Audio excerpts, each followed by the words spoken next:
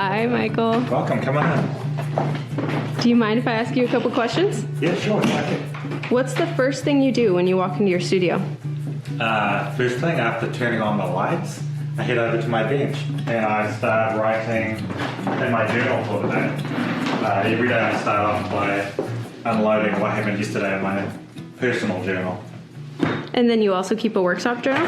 Yeah, but I work on that. That's the last thing I do before I leave every night. So my day ends with writing in my workshop journal. My day begins with writing in my personal journal. That's wonderful. How many years have you been making jewelry? Over 30. Maybe like about 32 years now. Do you have any bad studio habits that you never want to break? Probably, eating candy in the studio is probably not particularly healthy for me, but I'm fine with it. Do you have a favorite metal to work with? Platinum. Definitely platinum. What's your least favorite metal to work with? Well, I don't work in white gold. Gold should be yellow, so I never work in white gold. The metal I do work in that I don't particularly enjoy is 18 karat rose gold. The high copper alloy just makes it a little difficult sometimes.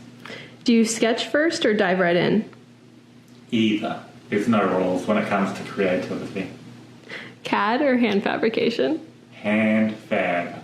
All day, every day. What's the most unique tool you own? Probably, actually, I'm standing in front of it, the slave. It was made in 1909, and there's probably not too many of them here in Boston. That's wonderful. Why do you own a vintage gumball machine?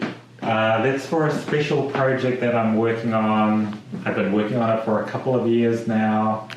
I mean, the special is what I'm making to go in the gumball machine. But I'll be able to share more in maybe like about 5 years' time when I finish the project. You find joy in making people smile with your work. Can you show us your jewelry bench? Sure, it's over this way.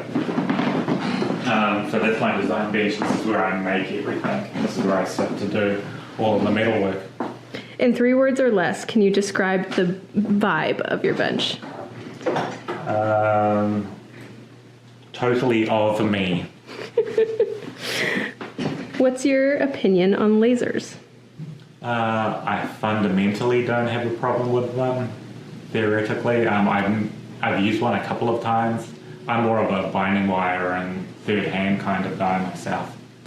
Do you ever talk to yourself while you work? All the time. Not out loud, but in my head, yes, all the time. If your bench could talk, what would it say? Probably don't leave me. What's the most underrated tool on your bench? The pencil. People don't understand pencils, but like it can do whatever you can imagine it can do. There's no software updates, so probably the pencil. How long does it usually take you to make one piece? I would guess my pieces mostly take about 500 hours-ish. Do you prefer to solder or fuse? Either. Depends on the situation. What stone still gives you chills when you set it? Probably a really valuable emerald. Anything that creeps up over like a few $100,000, but especially if it's an emerald, you kind of have to hold your breath whilst you're setting. What's your biggest jewelry ick?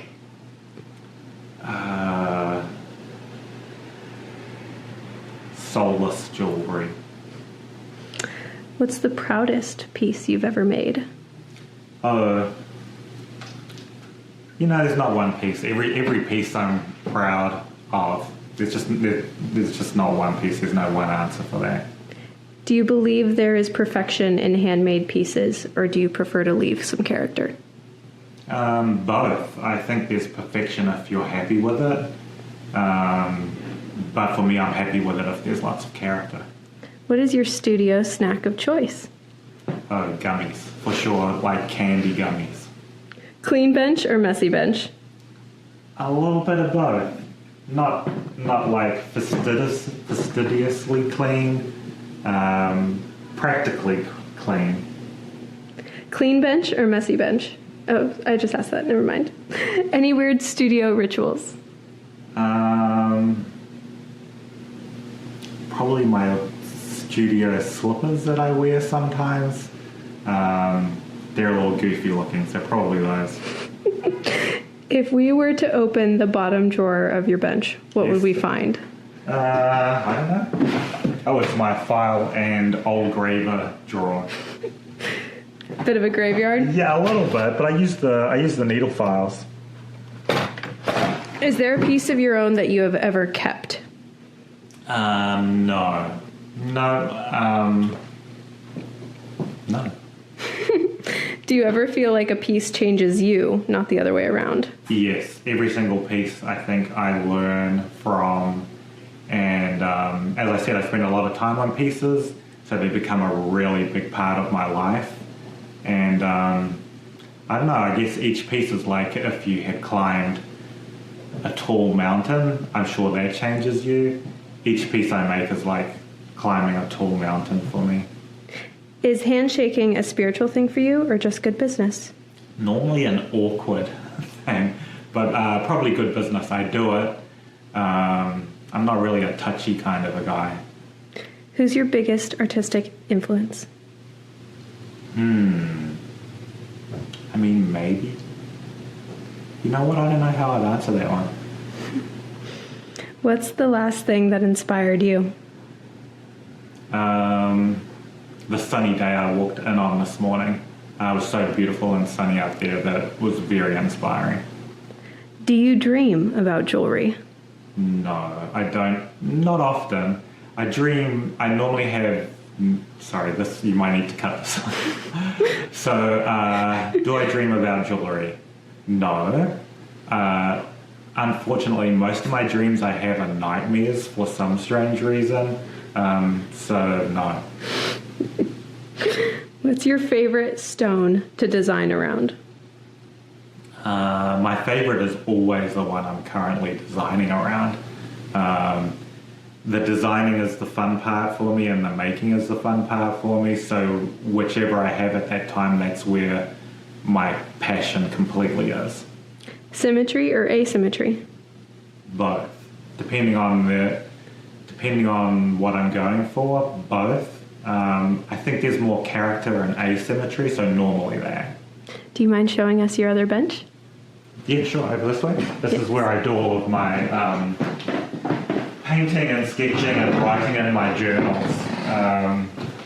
So it's an old tradesperson's bench. He told me, I got it on Facebook Marketplace, and he told me he had written his invoices on it for 30 years, which I kind of loved the thought of that, a hard-working craftsperson working for 30 years, and every one of his checks came in because of this bench.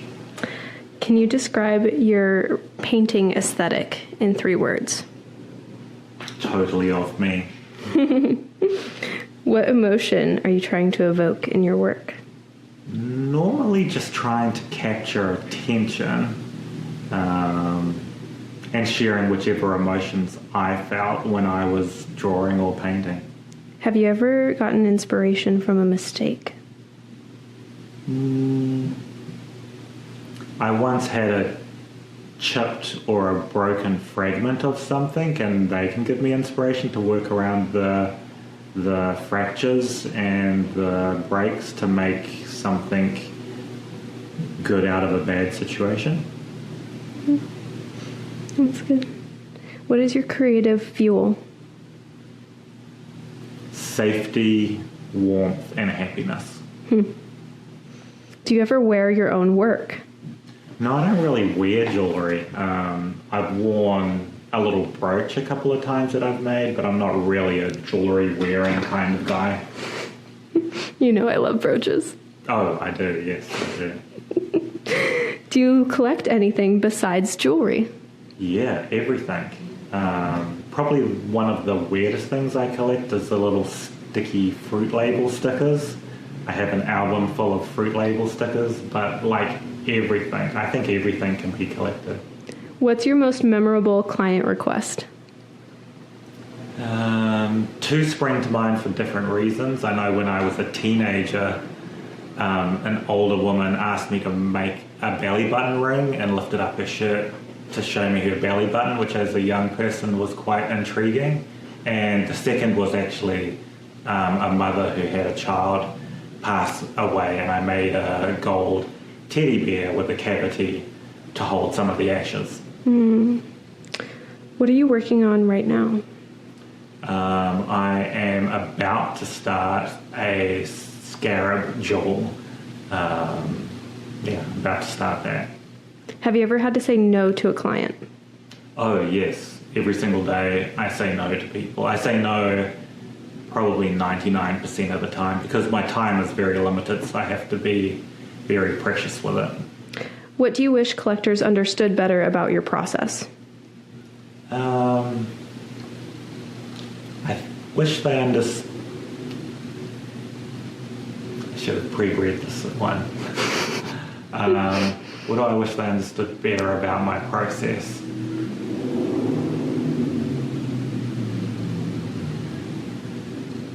Probably I wish they understood better the amount of love and care that goes into what I'm doing. What do you wish jewelers understood better about your process? That what I'm doing really isn't about jewelry. What's the strangest thing you've ever set into a piece? Strangest piece I've ever set into a piece, maybe a tooth. What's one material you would love to experiment with? Porcelain, but not in jewelry form. Can jewelry be political? It can, yeah, I'm sure it can be. Actually, yeah, it can be. Can jewelry be sacred? Oh, it is. Every single piece is sacred. What's your everyday shop uniform? Normally a white t-shirt and a pair of blue jeans. Who would you trust to make a personal piece for you? Somebody that really knows me and cares about me. What's your guilty pleasure? Probably again gummy candies. They're never too far. What's your biggest pet peeve? Arrogant people. What do you think is your artistic superpower? Being honest. Would you rather have hammers for hands or polishing wheels for feet? Probably hammers for hands. Do you think pliers could have personalities? I think every single tool has a personality. If you could have any shop pet, what kind of animal would it be? Apart from all of the pet rocks that I collect, definitely a cat. Okay. What mythical creature would make the best goldsmith? I don't know many mythical creatures. Probably that one that's like half horse and half human, because then you've got like feet that could stomp on things and make flat sheets of metal. Which gemstone do you think is the drama queen of the mineral kingdom? Maybe emerald, actually, because you can never take a good picture that actually represents the stone. If you could smuggle gemstones in a cake, what kind of cake would it be? I don't like cake. Probably a very bland, like, vanilla cake. What's one myth about being a jeweler? One myth about being a jeweler, that we all do repairs. If jewelry is your first love, what's your second? Jewelry. What keeps you going on a hard day? That I get to do what I love. Yeah, I don't have hard days. I get to do what I love. There aren't hard days. What's something you wish more people understood about artists? That we need support. What would you like your legacy to be?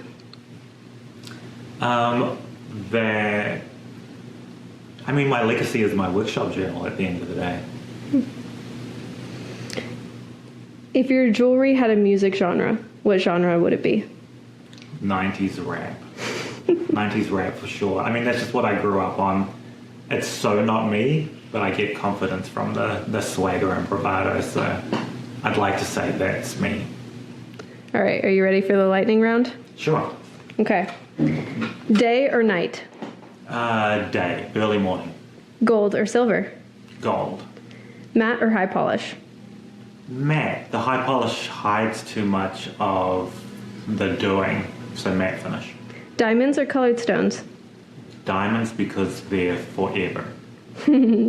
Traditional or modern? Modern. Statement piece or everyday wear? Statement for sure. What's something you haven't shown me yet? What haven't I shown you yet? Maybe the gemstone in that drawer over there? Do you mind showing me? Yeah. This was really cool. Actually, and these are for a pair of earrings that I'm about to make. It's an old cut yellow diamond and a rose cut white. And then this guy is just really interesting. Wow. Beautiful. All right, Michael, you did it. Last question. Yes. Is there something I should have asked you but didn't? Why? That's the question. Why? Why? Because I have to. Thank you, Michael. Appreciate you. Thanks.